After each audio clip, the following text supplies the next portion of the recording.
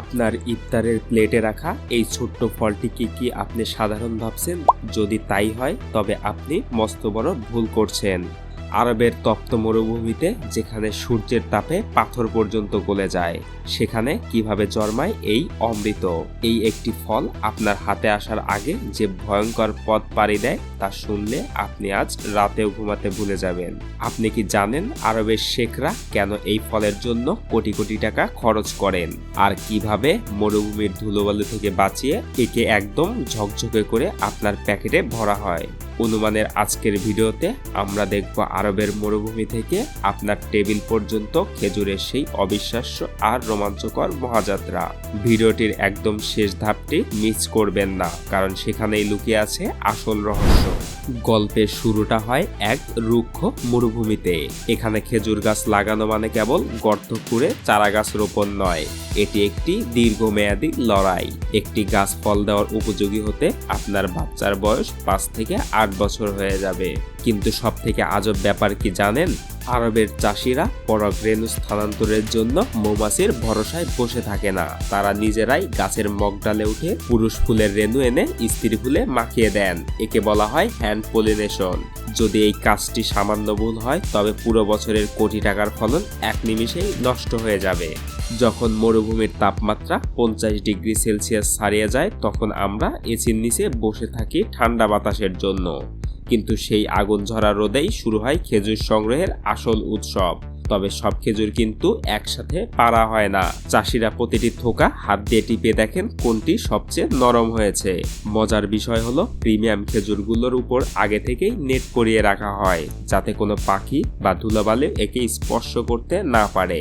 শ্রমিকরা যখন কয়েকতলা সমান উঁচু গাছে উঠে 10 থেকে 15 কেজির একটি থোকা কাটেন, তখন তাদের জীবনের ঝুঁকি থাকে শতভাগ। কিন্তু তারা পাকা জাদুকরের মতো সেই ফলগুলো অক্ষত অবস্থায় নিচে নামিয়ে আনেন।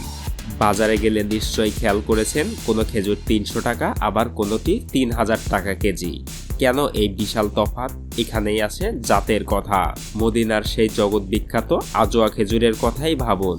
কুচকুচে কালো আর গায়ে সাদা রেখা, একে বলা হয় জান্নাতের ফল। এর গুণাগুণ শুনলে আপনি অবাক হয়ে যাবেন। আবার আছে মরিয়ম বা মাবরুম, যা মুখে দিলেই মনে হয় আপনি দামি কোনো চকলেট বা ক্যান্ডি খাচ্ছেন। এই প্রতিটি খেজুরকে আলাদা করা এবং সেগুলোর মান যাচাই করার জন্য থাকে একদল বিশেষজ্ঞ। তারা শুধু দেখে আর ঘ্রাণ নিয়েই বলে দিতে পারে কোনটি আসল আর কোনটি নকল। বাগান থেকে ট্রাকে যখন লাখ লাখ খেজুর ফ্যাক্টরিতে আসে, তখন শুরু হয় বিজ্ঞানের ম্যাজিক। এখানে কোনো মানুষের হাতে ছোঁয়া হয় না। প্রথম বিশাল এক মেশিনে প্রচণ্ড বাতাসের ঝাপটা দিয়ে সব ধুলো উড়িয়ে দেওয়া হয়। এরপর শুরু হয় অপটিক্যাল শর্টিং। হাই স্পিডের ক্যামেরা প্রতি সেকেন্ডে হাজার হাজার খেজুরের ছবি তোলে। যদি কোনো খেজুরের ভেতরে পচন ধরে বা সামান্য ছিদ্র থাকে, তবে আধুনিক লেজার সেন্সর মুহূর্তে সেটা চিনে ফেলে আর বাতাসের তুড়ি মেরে লাইন থেকে বের করে দেয়। এরপর নির্দিষ্ট তাপমাত্রার ওভেনে এগুলোকে শুকিয়ে একদম নিখুঁত করে প্যাকেটে ভরা হয়। ফলে কোনো কেমিক্যাল ছাড়াই এগুলো বছরের পর বছর টাটকা থাকে। সব ধাপ শেষ করার পর শুরু হয় বিশ্বজয়ের যাত্রা। দুবাই বা জেদ্দা বন্দর থেকে এই খেজুরগুলো বিশাল বিশাল কন্টেইনারে করে পাড়ি দেয় হাজার হাজার মাইল সমুদ্রপথ, লোহিত সাগর আর ভারতের মহাসাগর পেরিয়ে অবশেষে জাহাজ এসে ভেড়ে আমাদের চট্টগ্রাম বন্দরে, যেখান থেকে কাস্টমসের পরীক্ষা আর ট্রাকের লম্বা জ্যাম ঠেলে এগুলো পৌঁছে যায় আপনার শহরের কোনো বড় আড়তে। তারপর সেখান থেকে আপনার পাড়ার দোকানে, আর সবশেষে আপনার ইফতারের টেবিলে। ভাবুন তো, 1 সেকেন্ডে যে খেজুরটি আপনি মুখে দিলেন তার পেছনে কত মাসের পরিশ্রম আর কত হাজার মাইলের ইতিহাস লুকিয়ে আছে। বন্ধুরা, একটি ছোট্ট ফলের পেছনে এই মহাযাত্রা দেখে আপনার কেমন লাগলো? আপনার প্রিয় খেজুরটি কোনটি? আজোয়া, মরিয়ম নাকি সুকারি? কমেন্টে আমাদের জানাতে ভুলবেন না। এই ভিডিওটি যদি আপনার একটুও ভালো লাগে তবে লাইক দিন, এবং এমন আরও রহস্যময় ভিডিও পেতে আমাদের চ্যানেলটিকে এখনই সাবস্ক্রাইব করুন। দেখা হবে অনুমানের পরবর্তী কোনো এক রোমাঞ্চকর পর্বে। ততক্ষণ ভালো থাকুন, সুস্থ থাকুন। ধন্যবাদ।